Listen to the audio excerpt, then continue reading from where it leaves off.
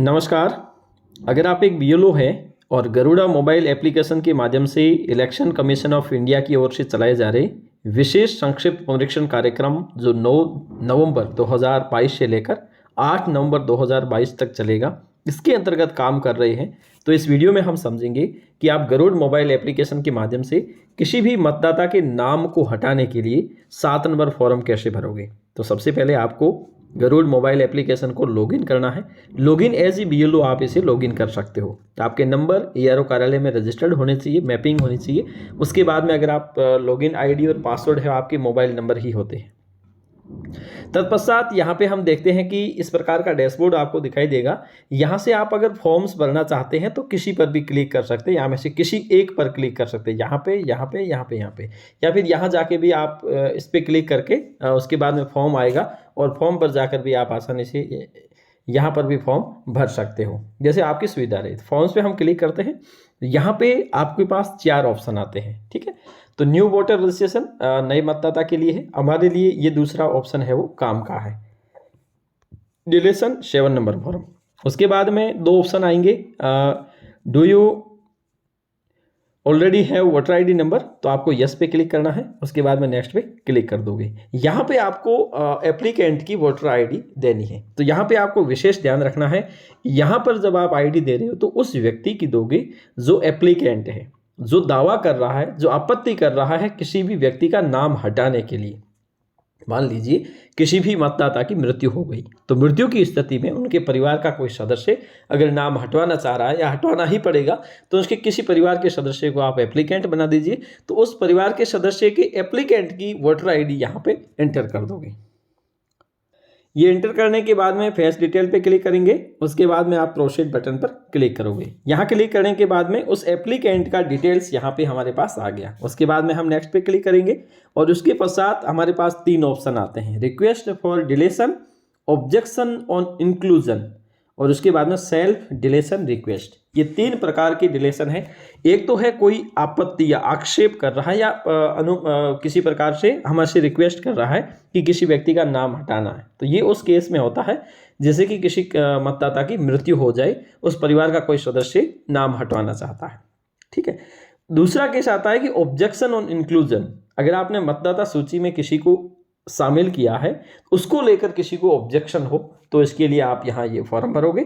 और self deletion request, कोई मतदाता जो स्वयं आकर आपसे कहता है कि मेरा नाम इस मतदाता सूची से हटा दीजिए, तो उसके पीछे कई कारण हो सकते हैं। मान लीजिए वो कहीं और रहने लग गया हो और कहीं और उसने अपना नाम जुड़वा लिया हो।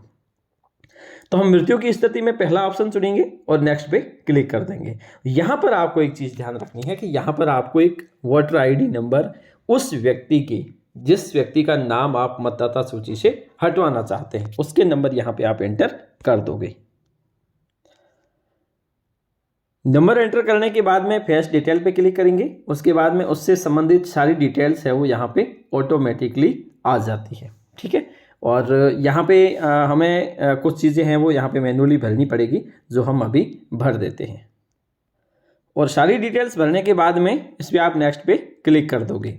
अब दरअसल आपसे कारण पूछा जाता है कि आप जो 7 नंबर फॉर्म भर रहे हो, इसके पीछे क्या कारण है, आप किस एवज यानी कि कौन से कारण से आप ये 7 नंबर फॉर्म भर रहे हो। पहला ऑप्शन है डेट, अगर किसी मतदाता की मृत्यु हो जाए तो उसका आप नाम हटाना है।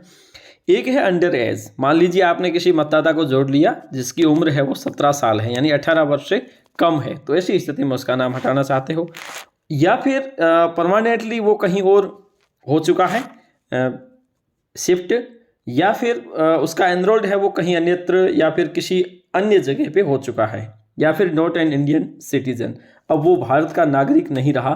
तो ऐसे इन सब कारणों से आप उस व्यक्ति का नाम हटा सकते हो। जिस जिस कारण को आप चूज करोगे तो नीचे है वो अपलोड फाइल है वो उसका ऑप्शन जाता रहेगा। अगर डेट, अब यहाँ पे पहले क्या होता था कि हम किसी भी व्यक्ति का नाम हटाने के लिए हमें किसी प्रकार के डॉक्यूमेंट्स की आवश्यकता नहीं होती थी, लेकिन आज की स्थिति में देखा जाए तो अभी ये व्यवस्था कर दी गई है कि अगर किसी व्यक्ति की मृत्यु हो गई है तो ऐसी स्थिति में पंजीयक जन्म मृत्यु से कार्यालय से आपको एक सूची मिलेगी और उस सूची के अनुसार आप उस व्यक्ति का नाम हटा सकते हो, अन्यथा आप उस व्यक्ति का नाम नहीं हटा सकते हो। ठीक है। तो ऐसी स्थिति में आपको एक या तो मृत्यु प्रमाण पत्र या फिर संबंधित जो निकाय है, मान लीजिए आप ग्राम पंचायत में है तो संबंधित ग्राम पंचायत बॉडी इस बात को लिख के दे कि अमुक व्यक्ति की मृत्यु हो गई है, वो अपने लेटर पैड पे दे दे, तो ऐसी स्थिति में अब यहाँ पे आप अटैच कर सकते हो। ठीक है, तो यहाँ पे डेथ है तो हमें एक डॉक्यूमेंट्स अपलोड करना पड़ेगा।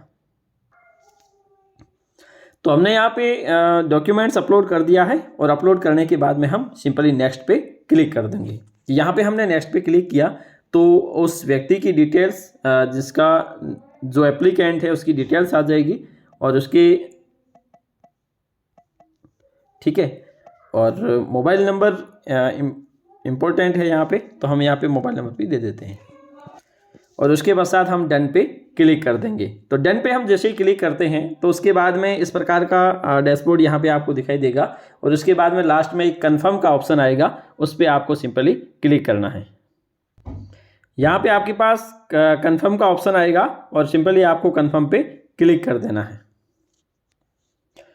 तो कन्फर्म पे आपने जैसे ही क्लिक किया तो उसके बाद में यहाँ पर आपके पास एक मैसेज पॉपअप होगा, thank you, your application has been submitted successfully on date 15/11/2022, your referral ID ये है।